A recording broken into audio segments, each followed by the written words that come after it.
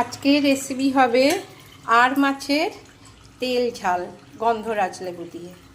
আর মাছের এই দেখো, আর মাছগুলোকে সব নুন হলুদ আর একটু থিন অ্যারারুট পাউডার দিয়ে মাখিয়ে নিয়েছি। এই দেখো, এই যে সব মাখিয়ে নিয়েছি।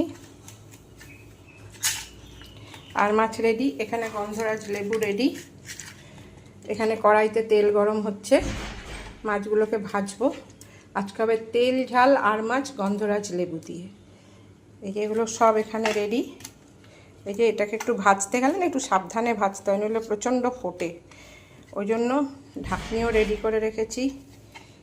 আর এখানে মশলা করে রেখেছি, টমেটো, আদা রসুন পেঁয়াজ, ধনে গুঁড়ো জিরে গুঁড়ো লঙ্কা গুঁড়ো সব দিয়ে।